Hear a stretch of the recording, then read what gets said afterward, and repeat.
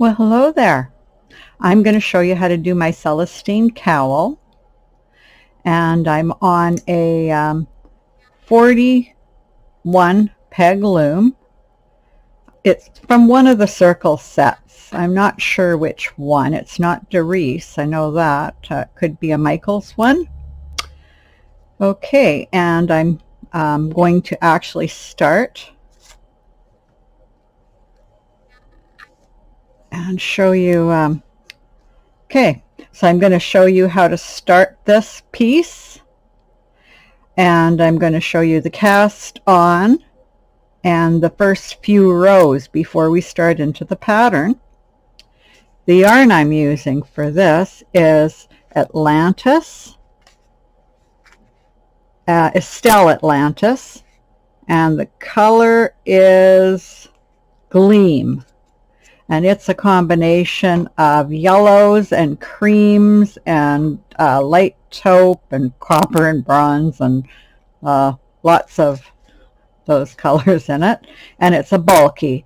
And it's, I guess it's pretty close to Charisma width to give you an idea of how big a bulky it is. Okay, so the first thing I'm going to do is a chain cast on. So what I do is I just make a slip knot. And any way you make a slip knot's fine. It just goes on the first peg like that. And we take the loom hook, put it inside the loop, and pick up a yarn. And so that we have a loop of yarn here. I'm just going to keep this tight over here. And then I'm going to come over behind the next peg, put the working yarn through, and snug it up. Behind, working yarn through, snug it up. Behind, whoop, behind, and we caught two pegs, snug it up.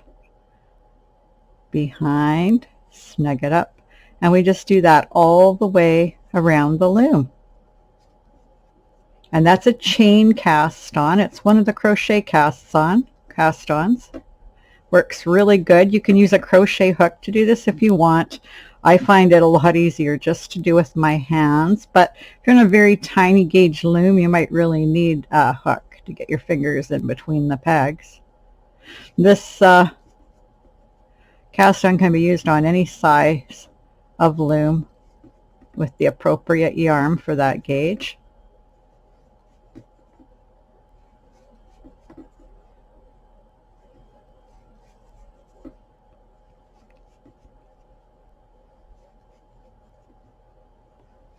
I use this cast on with most of my pieces because I like the look of it.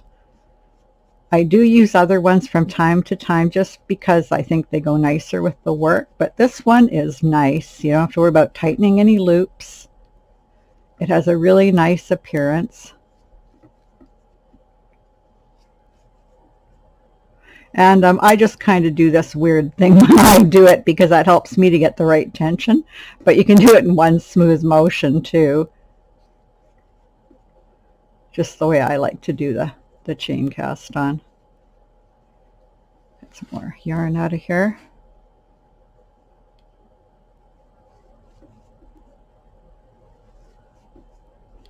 Okay. Whoop, caught this in it. There we go. And then I just plop it on the last peg. And then you notice there's a space here. You could also pop it on there, but I find it makes this really thick here. So what I've started doing is just ending right here when I do this cast on, and then just knit it off. And then we're just going to come over here and knit this to secure it. And then what I do, because there's only one piece of yarn coming here and it's thicker in here, is I take this loop that I had left and put it over here, and then I just knit it over. And that makes it blend in better. At least that's what I think. And also this is partially secured already, so it will stay tighter and not loosen up on you now, which sometimes happens. Okay, so What we're going to do with this stitch, and I've already done one knit stitch here, is we're just going to do a row of U-knit. So a row of U-knit right after the cast on. This completes the cast on part of it.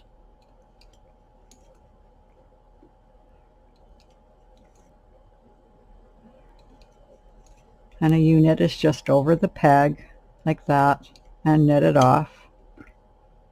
If you're doing this pattern, I'd be pretty sure you already know how to U-knit, but just in case. And it gives you one of the, well, the real knit stitches, really, since E-wrap is a twisted knit, and it's the same as knitting through the back loop in needle knitting. But these all give you the V stitch, which is the knit stitch.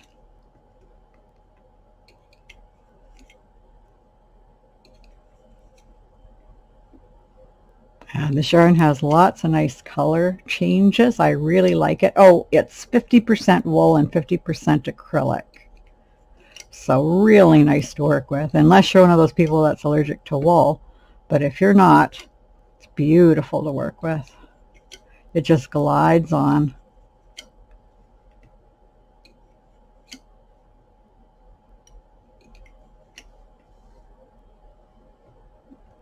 And we must almost be back there. If it's, yeah, we're almost back there. I was going to pause it if it was still a long ways. And I will do that on some of these rows just because it's going to really take up a lot of length in the video.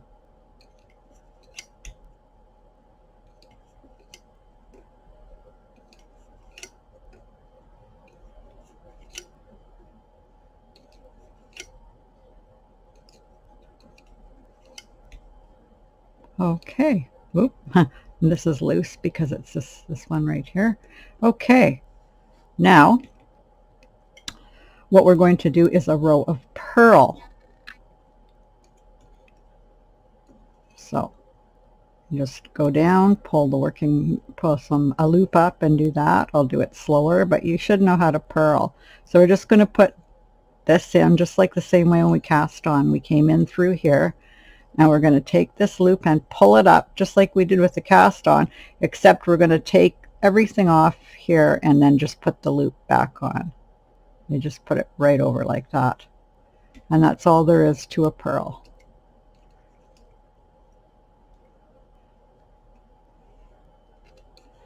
So we're just going to purl all the way around. Just want to have a good strong non-curling base. And of course when we cast off we're going to do the same thing, do the same rows we did here so it matches. Okay, I'm going to put it on pause while I go around and do the purl. Okay, so I completed my row of purl. Now I'm going to do another row of U-knit followed by another row of purl. So that's all we're going to do is another row of knit and then another row of purl. So what we did was we cast on, we did a row of U-knit, and then we did a row of purl, and then another row of U-knit and another row of purl. So I'm just going to put you on pause, finish my row of knit, then I'm going to do my row of purl, and then we'll be all ready to start the stitch. So I'll see you in a few minutes. Okay, so I did the second row of knit and the second row of purl, and this is what it looks like. It just gives you a beginning like that, so that that edge will never curl no matter how tight you end up knitting. And I'm going to ask you probably to knit loose. Okay, so now we're ready to start the peg pattern.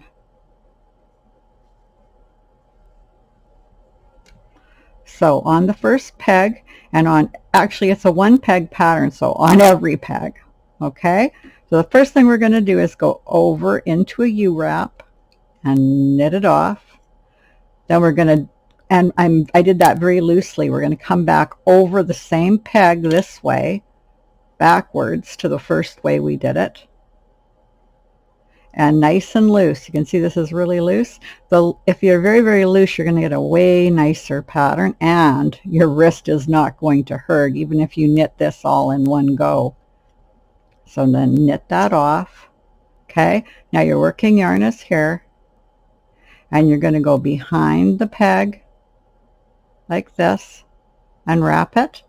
So from behind, you're going to wrap it and come around, and then you're just going to knit that off.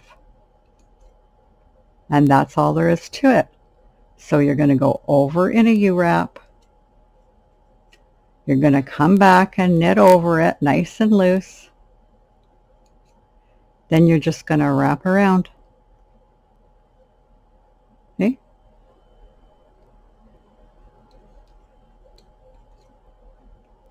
So, and knit over it, knit over it, and then you're just going to wrap around. Very easy stitch. And you can just see it's making a real cute little pattern down here. Okay. So I get closer here, and we're just going to go over it in a U-wrap, knit it off, come back over it in a U-wrap, knit it off, and then just come around. So when we come around, what we're doing is basically an E-wrap stitch. Okay, so over it in a U-wrap, over it again, always very loose, and then around. Okay, I already got this one in position, so over it this way, and then around. And I just go and have my yarn already over, ready for the next one.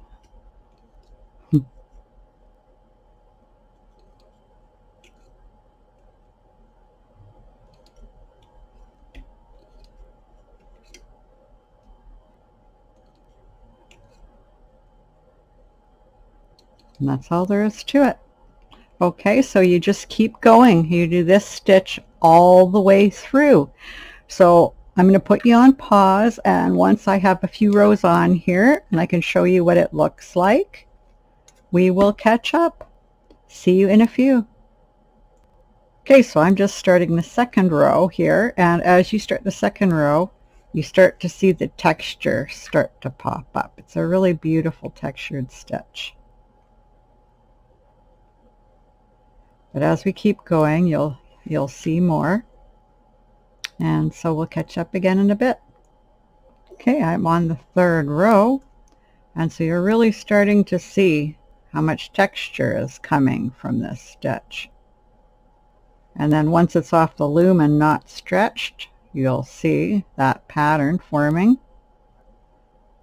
So I'm just going to keep going for a while, and you can make this as long as you want. You can make it so it's just a neck warmer, or you could make it so long you can even flip it over your head and have it like a hood as well as a cowl. So it's really up to you. So make it as long as you like, and then we will be doing the bind off. So I will see you in a bit. Okay, so here I am, and I'm where I'm going to want to start binding off. And what I did was, because I only had one ball of this color, I wanted to make a matching hat, so I decided I would add another color in the middle. And I liked the way that this worked out, because this is a really mohair rich alpaca blend that I used in the middle. It's kind of fuzzy, so even though it is the same stitch, the Celestine stitch, it comes off a little bit different and gives a nice contrast. I quite like it.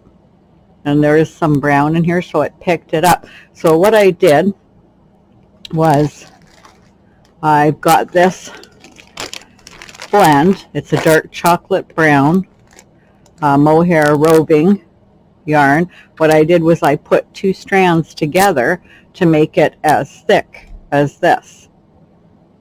And when it's all compacted, it ends up to be about the same thickness as this one.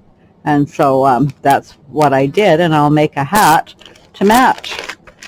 And then with my little leftover yarn, I'll be able to do that. So that's what I did, and I really like the way it's looking and everything. So now to bind off, we have to do the same thing that we did when we bound on.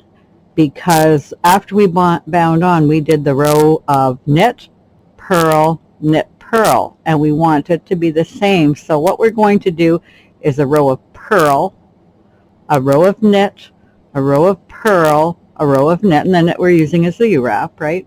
And then we're ready for the bind off. So go ahead and do that, your 4 rows, purl, and then a knit row, and then a purl row, and then a knit row. And what I'm going to do is I already have a bind off video of a cowl, so I'm going to put that on.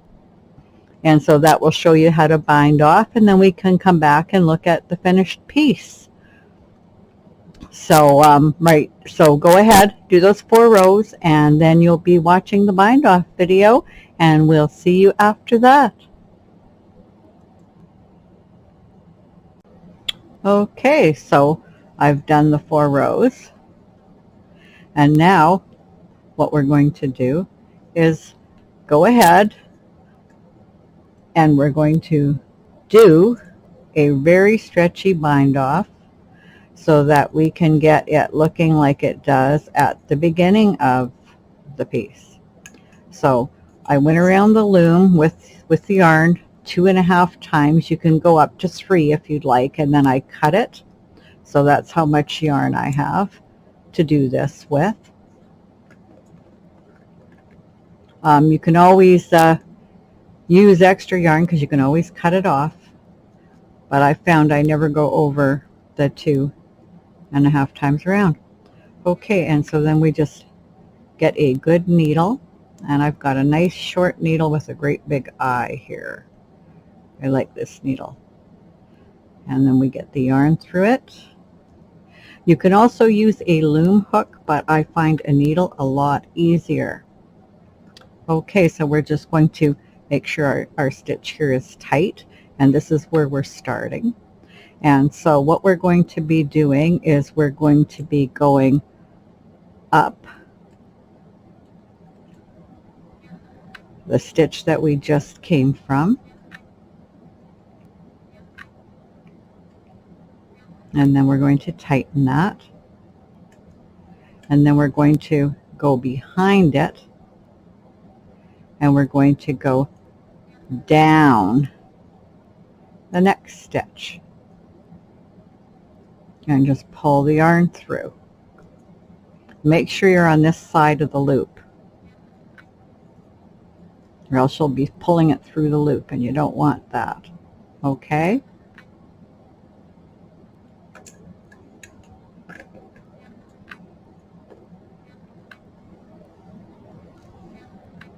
Okay. And then what I'm going to do is go up this one once more.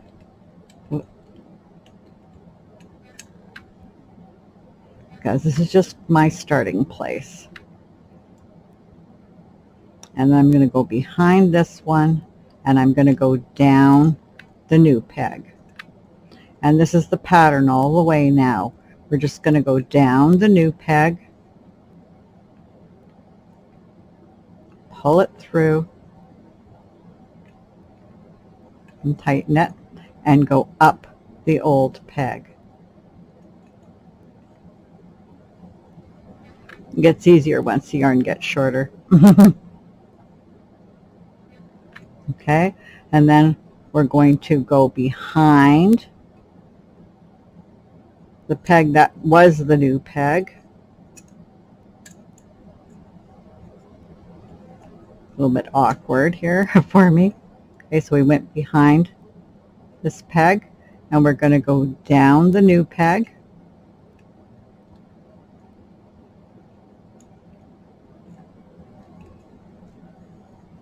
pull it tight,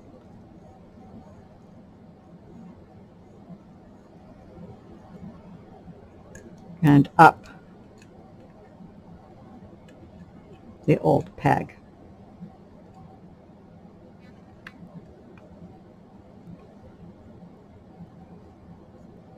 Okay, so we're going to go behind, and that's the peg that was new last time, and then we're going to go down the new peg,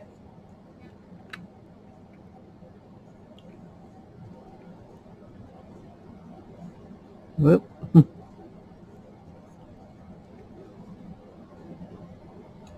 and up the old peg.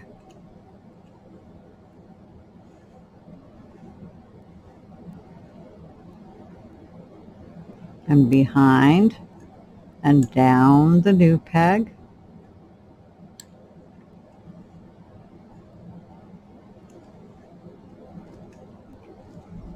Now, if you have a yarn that frays really easy and this process frays it while you're doing this, then that's okay.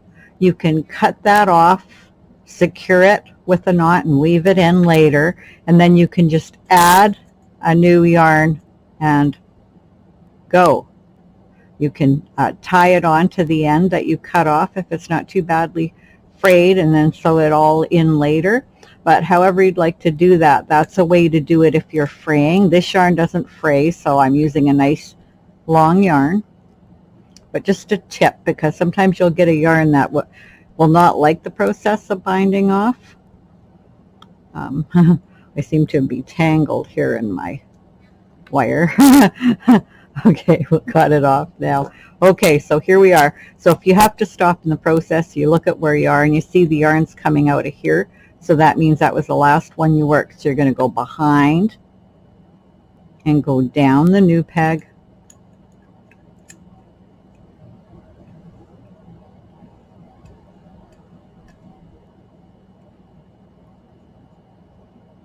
And up the old peg.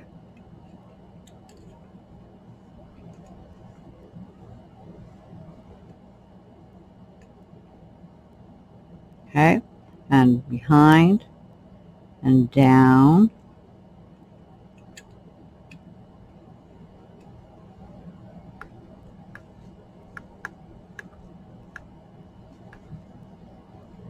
and up.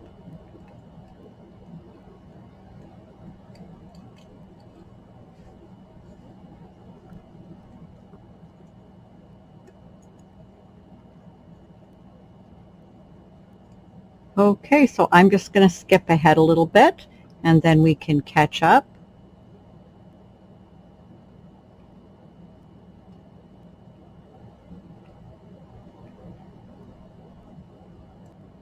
Okay, so I've got, I'm almost to the end here. And this is a lot shorter now. Okay, so here I am, and I'm going behind the peg, and I'm going down. Okay, now it's much easier down and up and behind. Tightening it, down, up, and behind,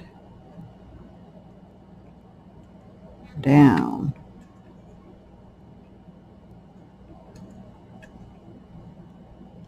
up, behind. So it's not really hard to do, except this one, because I have a little bit of a knot there that developed. Okay, and then up,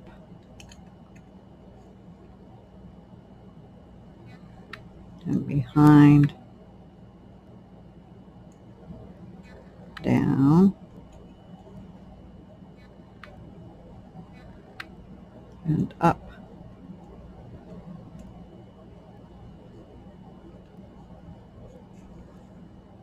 And behind. and down.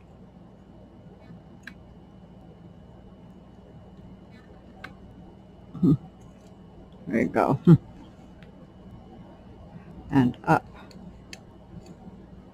and behind and down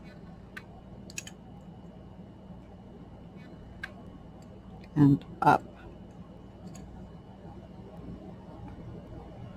and behind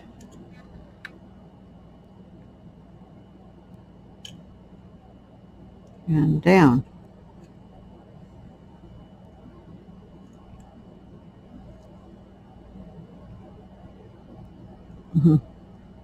Like, there we go, because I'm at the end. So basically now I've connected every peg. They're all connected. So I'm just going to leave this here to actually do a knot, or I could do a knot right now because it's important to do a knot to secure it. I sometimes do it at the end, but I'm just going to do it now. So we're just going to do a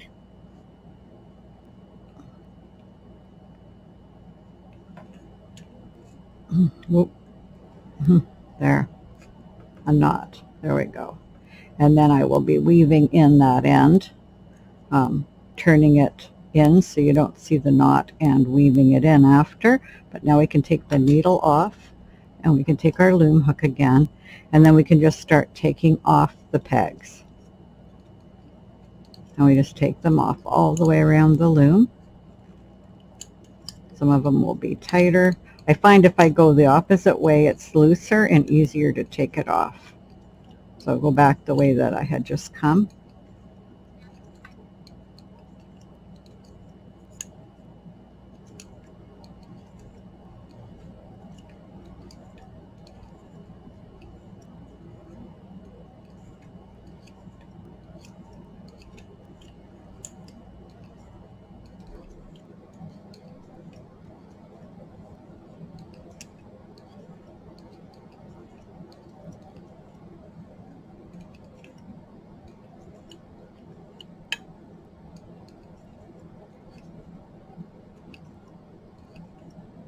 Well, this looks like kind of funny big loops right now, but okay, so there we go. We just take the loom off now. And so then what we want to do is we want to stretch it. I go all the way around, stretching it. Okay, so we're all bound off, and here's your cowl, and the cast off and the bind on and the cast off look quite similar, and that's what you want. And this has good stretch, got stretch on both ends. And we'll take a look at the stitch now that we have it off the loom, and you can see how the stitch has so much texture. I really, really like this stitch. And the inside looks good too, so if you want to wear it reversed and have a change, here's what it looks like. Quite an interesting pattern. And if you look at it this way, because you can wear it either way, that's a real interesting pattern too. So you have 2 in 1, and that's always nice. So anyway, I hope you enjoyed the video, and until next time, bye.